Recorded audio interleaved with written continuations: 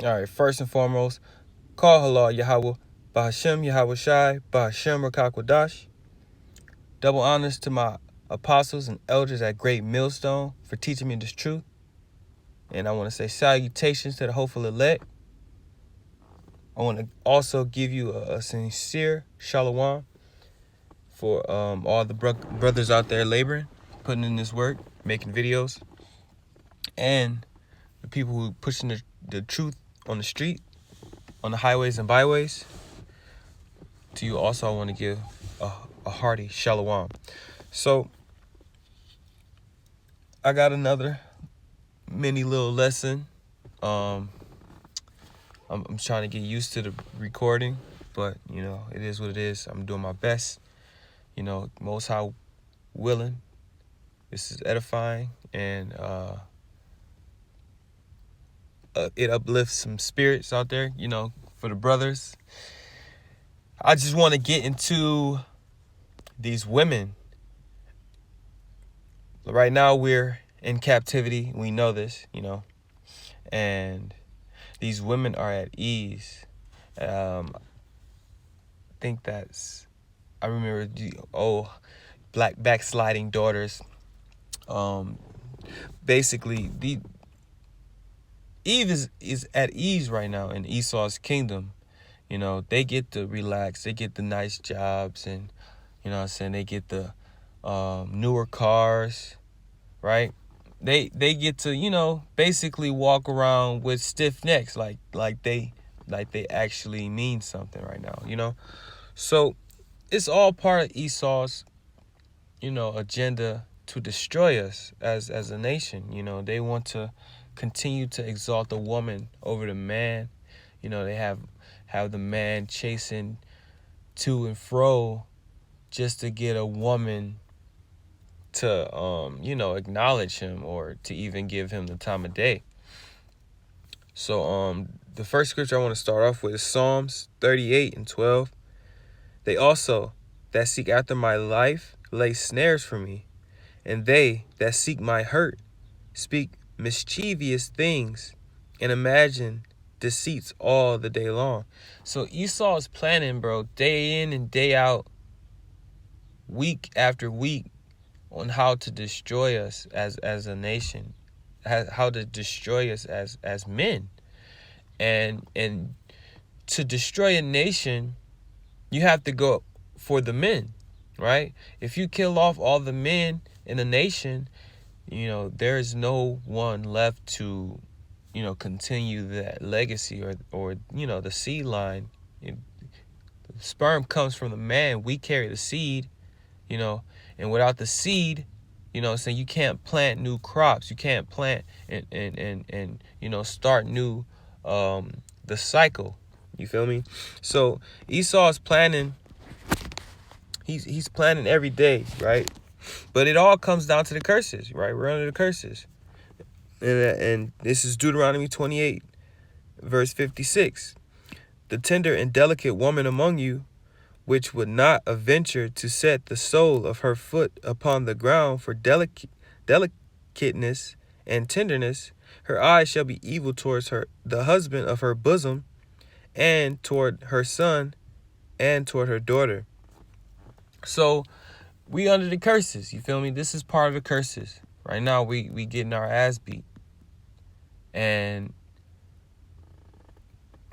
our own women don't like us. They don't want to like us, right? So we have to understand that we need to do for ourselves. We need to focus on ourselves. We need to seek our own salvation. You feel me? We need to not go after these women in this kingdom, because it's not gonna end well. So this is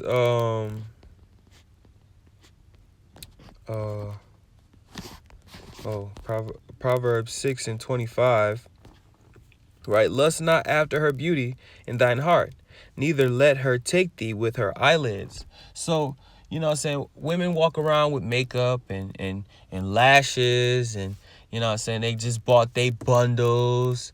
You know what I'm saying? They looking fly, fleek, whatever, however they want to, put it down. We can't lust after these women. You know what I'm saying? We can't, imagine being with these women in our heads, because that's just going to build up sexual tension that we can't release. You feel me? If you don't want unnecessary sexual tension, you know what I'm saying? Because then you're going to either be forced to masturbate, and you don't want to masturbate. One of the brothers, 144 Kings, he made a couple of videos recently about semen retention and nofap. And it's very good to practice that. If you haven't, and you don't know what nofap is, I would say check out his videos and look it up. Nofap and semen retention is very powerful. Our seed and our semen, it carries our life force. You feel me? And if we constantly just waste it, so that's why we're always drained. That's why you see a lot of people walk around, they look dead, they look lifeless. It's because they don't have no life in them. It's literally, you feel me? So we can't lust after these women and their beauty, because the outward is not what we need to be attracted to. The inward is what we want to focus on. You feel me? When you focus on the inward parts of a woman, how she acts, how she carry herself, how she handles certain situations, right? If you say something to her, if she just spaz out and go crazy, and you can tell how a woman is based on subtle moves and subtle speech patterns. You feel me? If she has vulgar language, if she always cuss like every couple seconds, and you can just tell, like, bro, you can tell when a woman is literally a beast, like just an animal. No shame, don't care who sees or who hears them. They just act, they just go, right? So we don't really want to worship and lust after these women in their beauty. So I'm gonna read the next verse. For by means of a whorish woman, a man is brought to a piece of bread, and the adulteress will hunt for the precious life. So right now, these women don't care about us, right? They only care about what we can provide for them, what we can give them. You know what I'm saying? What can you do for me? Kind of attitude. Like, when, you gonna take me out, you know what I'm saying? You gonna buy me some new bundles, whatever, however, whatever it is, when it comes from you spending either time, which is, not the worst thing. Time is okay. You can spend time. But when it comes to spending resources like money, your literal semen, right? Because you don't want to just be, busting nuts, and you're not actually creating a new life. You feel me? Because that's still your energy. You know what I'm saying? That's your biological money, as my man's 144 Kings broke it down to be. That's like your biological money. And if you just keep throwing money, your spiritual and biological money at this whore, right? You're gonna be broke at the end of the day. And when you have nothing left, when you have no more juice in you, you know what I'm saying? She's gonna be like, all right, well, I squeezed that lemon really nice. Let me go ahead and find me another lemon or another lime. And now she's back on her move, right? And you don't want to be brought down to a piece of bread. A piece of bread, you know what I'm saying, is a need, a necessity. You need food, right? You don't want a woman who first and foremost, you don't want a whorish woman, right? and she only sees you as something that she can get a benefit out of, you feel me? And not just somebody who wants to spend time with you and literally, you know what I'm saying, just be around, you know. So we gotta be careful not to lust after these women. So this is Ecclesiasticus 26:9. The whoredom of a woman may be known in her haughty looks and eyelids. We just read that in Proverbs, right? Watch out for the eyelids. You know, women get the blinking them eyes real quick, you know, with them lashes on. And you think like, oh, you get the butterflies in your stomach, and you start thinking like, dang, maybe she like me, you know. When in actuality, she's, you know what I'm saying, trying to build you up to this point where you want to invest either time or money, you know what I'm saying, into this woman when she probably has 3-4 other dudes, you know what I'm saying, that she's blinking those eyelids at. You feel me? So you just want to be careful of these women, right? Because they're literally snares, bro, right? They're literally traps, right? So to depart from these women, right? This is Proverbs 13:14. It says, the law of the wise is a fountain of life, to depart from the snares of death, right? So you see the snares of death. Okay, we know the law is perfect. We know the commandments are just. It says the law is to keep us from the snares of death. It's a fountain of life, right? Because once you know something, you know, all right, if I go with this, then the outcome will be that, right? And not knowing that what the outcome would be is going to more than likely make you want to do this to see what's going to happen. You know, curiosity killed the cat. So right, so these women are snares, and I want to just get that but I'm gonna just go down the list, right? So this is Proverbs 6:23. For the commandment is a lamp, and the law is light, and reproofs of instruction are the way of life, to keep thee from the evil woman, from flattery of the tongue of a strange woman, right? So this law is literally gonna show you like, yo, these women ain't nothing, man. These women are literally out to get you. Literally out to get you. You know, they want to trap you, right? Whether it's with a baby or they want to make you fall in love with them. Oh, do you love me? and they ask you this question knowing that you don't want to hurt their feelings and be a dick, right? Or asshole is what they would call, oh, you're asshole.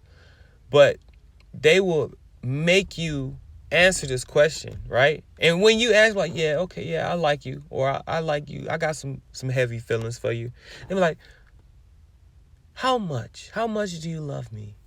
Like, whoa, man, come on now. Didn't I just tell you that I'm digging you? Now you want me, and then now you have to go out of your way to show her, you know, what the hell kind of love you have for her. And it's just it's too much. It's too taxing. So you really don't want to deal with these women, right? And this is the reason why. Ecclesiasticus 26:23. A wicked woman is given as a portion to a wicked man, but a godly woman is given to him that feareth the Lord. So most of these women are wicked. Most of these women are evil as shit, right? Worse than shit, right? We know this. We see it. If you literally just sit back and just pay attention to half of these women, you know, you can see how they act. You can see what they do, you know, just watching little moves. And what I've done in the past couple months being in this truth is I've literally I stay to myself, right? I watch people and I listen. And everything that a person says, they say it for a reason. Is said for a reason. You feel me? Nothing that a person say like, oh no, I didn't mean that. No, you said it because you meant it, but because it didn't get a good response, you want to take it back. You feel me? And once a person says something that I'm uncomfortable with, I not gonna hold it against them, but there's always gonna be in the back of my mind like, all right, yeah, this person ain't shit. They said this, that, and the third. You feel me? So that means at the end of the day, somewhere deep down in their heart, they feel this way. It might change. They might act a certain way, different. They might act differently for a while, but deep down somewhere in their heart, they think this. And you have to really pay attention to a lot of people because they'll play that role. They'll play that passive, good guy, good girl role, making you think that this person is just all upright and mighty, righteous, just a good friend type vibe. And then once something doesn't go their way, they go off. They just straight up tear shit up, and verbally and shit physically sometimes. And you just be like, what the hell just happened? Why? And you just don't want to be going through that, right? Wicked women. And this is chapter 26 verse 6 of Ecclesiasticus, right? He was talking about 4 things that he feared, right? And the fourth he is so afraid of. And the fourth one was, but a grief of heart and sorrow is a woman that is jealous over another woman, and a scourge of the tongue which communicateth with all. So one of the worst fears that Sirach had in this chapter, or in this verse of Sirach, was the jealousy of a woman, right? When women are jealous, they get nasty. They get very vile, right? They start saying shit. They start acting just childish. Like very unacceptable, right? Because they feel women can't handle rejection. Women can't handle not being on a pedestal, especially in Esau's kingdom, right? Because they were told, oh, they're princesses and you have to be treated this way. And if you're not treated this way, then, saying this is not right and you got to get out, right? So when another woman enters the scene, right, and she knows, because all women are insecure, right? When another woman enters the scene and she has somewhat of similar features, maybe she's just as pretty as her, right? I wouldn't even say prettier, just as pretty, right? Just on the same level. She would get jealous and completely go off, right? Flip tables verbally and shoot all kind of arrows at you. Oh, why you looking at her? Or you like that bitch, huh? And then you got to deal with it, because it's like, man, if I would have liked her, I would have went up to her and talked to her. And then you really would have been salty, right? But now you can't do that because, you don't want to be the bad guy. But at the end of the day, being a bad guy is what's going to really save you from these wicked women. You feel me? You got to really distance yourself from these women. You feel me?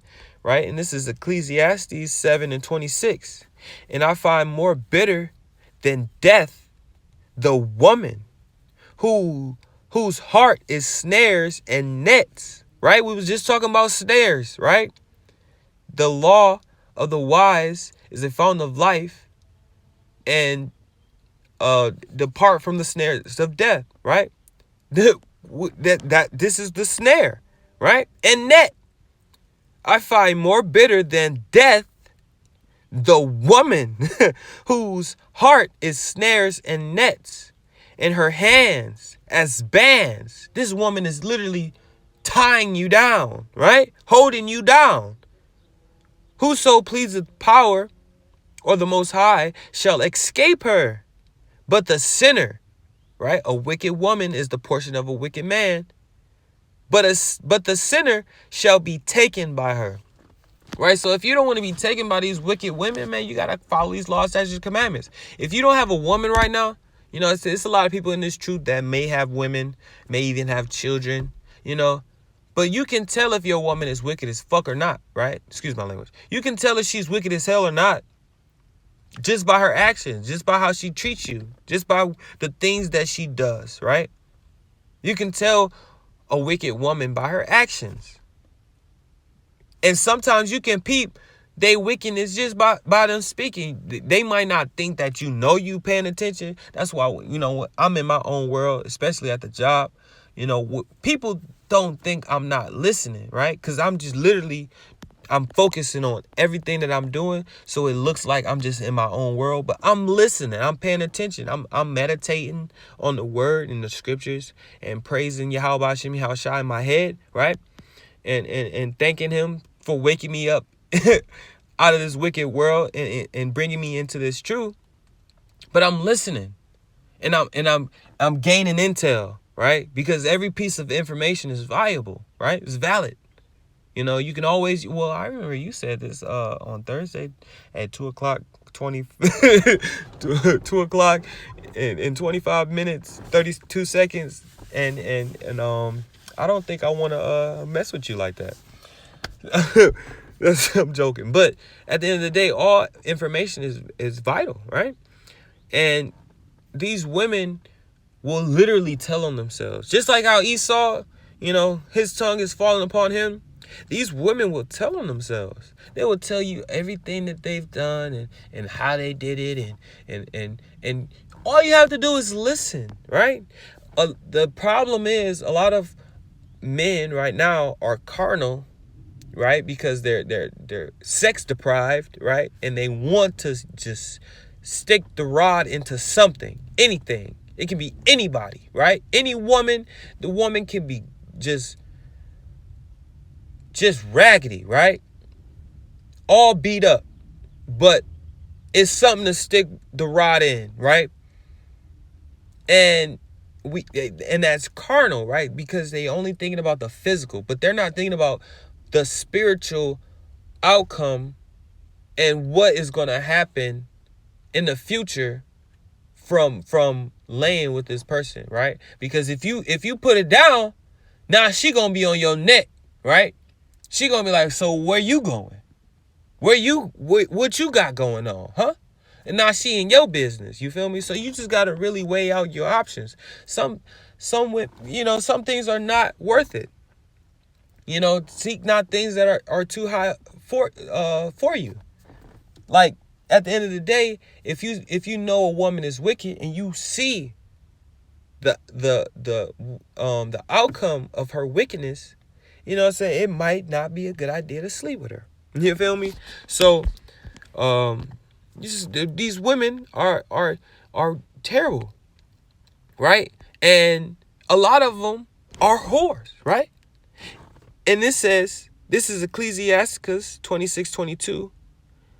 And a harlot shall be accounted as spittle, but a married woman is a tower against death to her husband. A harlot shall be accounted as spittle. A whore is like spit. You like,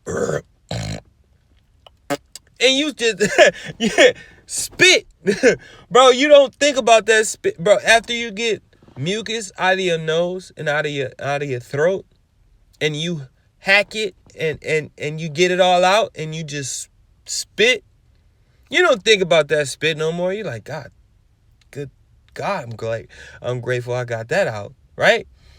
Especially when it's that solid stiff mucus. A harlot is like spit. You feel me? Because they don't. Oh, dang, because I'm thinking of another precept right now, and I'm trying to get my words together.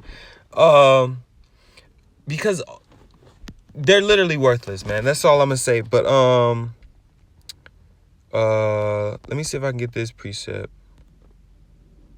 That might be in. Let's see.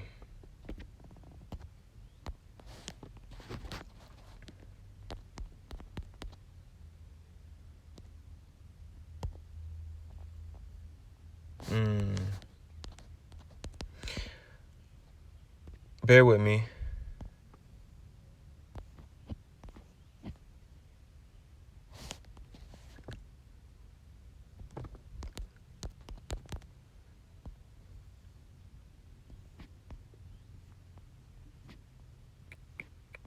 It might be in Ecclesiastes or the Apocrypha.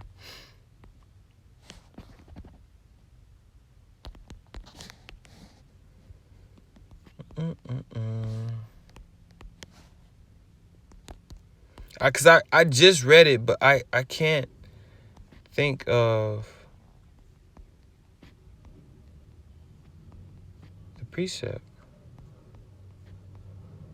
Yeah, I don't know. I can't think of the precept right now. You know what I'm saying? That's my bad.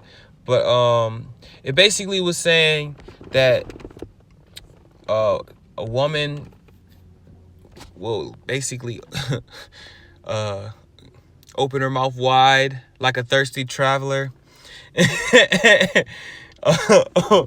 and basically sit at any hedge and open up her legs to her quiver to any arrow. I can't think of the precept, but that's basically how it goes verbatim. Sorry about that, but basically, man, these women are vile. These women aren't worth it right now in this kingdom until Yahweh Shai comes back and set these women in check and put these women in order, right? We don't want these women because a lot of these women are shameless. They walk around in leggings. They got the cleavage out, right? And this is Ecclesiastes 26:25. A shameless woman shall be counted as a dog. That's a bitch, right? And it might sound harsh or, oh my God, he said bitch. But a shameless woman shall be counted as a dog. That's in the scriptures, right? What is a female dog? A bitch. Literally. Loud. Just unnecessarily loud and shameless, bro. These women are shameless, right? They have no shame. But she that is shamefast will fear the Lord. A lot of these women don't fear the Lord, man. All they want to look for is money and what the next man can provide for them, right? And you don't want to be another woman. You don't want to be a woman's meal ticket. You know, you don't want to be trapped by a woman and forced to labor, right? Literally, you know, right now, you might not have a woman, right? And you thinking like, dang, I want a woman so bad. You know, you want what you can't have, right? And because we can't have these women and we don't have these women, we want them more. But you don't need these women. It's not about what you want. It's about what you need. And what you need right now is the Lord. You need Yahweh Hashem Yahweh Shai, right? In this law. And the women are going to come. The women are going to come. Isaiah 4:1. All the brothers are preaching it right now. Isaiah 4:1. In that day, 7 women shall take hold to one man. He shall make a man as precious as fine gold. We're going to be like fine gold when Yahweh Hashem Yahweh Shai come back and set this place right. You feel me? So we just got to stay strong. You feel me? Stay strong. Keep meditating on this law. Praising Yahweh Hashem Yahweh Shai. You know, Yahweh Hashem Yahweh Shai Barakatah. And yeah, man, that's it for this lesson. You know, sorry I couldn't get that precept, but I'm pretty sure you guys know it. It's out there. I'm gonna get it. You know, I'm a continue my studying so I can study to show myself approved. But right now, I'm gonna say, call halal Yahweh Bahashem Yahweh Shai Bahashem Rakakwadash. Wa Abba Babal.